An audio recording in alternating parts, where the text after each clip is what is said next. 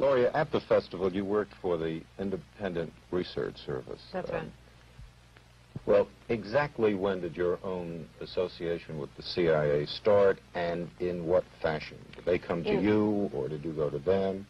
In 1958, when I came home from India, I discussed with student leaders, past and present, many of them active with the National Student Association, this kind of small foundation to encourage Americans to go.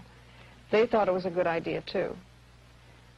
I was then told by foundations and professors and friends that I should not do this, that I would get in trouble with the House Un-American Activities Committee, the American Legion, all of those 50s people.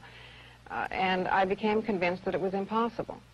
It was at that point that the student leaders said to me that they had in the past received funds for international programs from the CIA, and that they felt that this was important and could also be partly funded by the CIA. Well, I mean, did you feel that you really tried? I mean, did you go around to all of the wealthy private foundations, wealthy private people, and explain your point of view, and explain why you felt it was important that the United States be represented at these things in a certain way? What did they tell you? They told me that, well, the Ford Foundation, for instance, told me that they thought we were too liberal and too controversial, and that we would endanger their cultural programs in Austria. I mean, the first festival was being held in Vienna.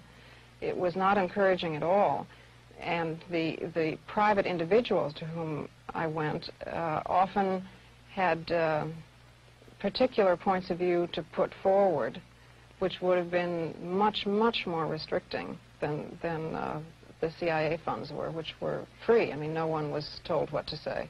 What do you mean they were free? You mean to say it was easier for you to work for the CIA than a private organization? That's right. And the reason I think that comes as a surprise, as it did to me at the time. I mean, I had the conventional liberals' view of the CIA as a right-wing incendiary group, and I was amazed to discover that this was far from the case, that they were enlightened, liberal, nonpartisan activists of the sort who characterized the Kennedy administration, for instance.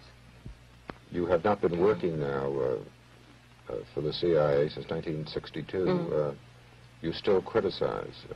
You were down recently in Washington? Yes, when the story broke that I had once been, that I had for 4 years been a Central Intelligence agent, I was demonstrating outside the Pentagon underneath Mr. McNamara's office against bombing in Vietnam.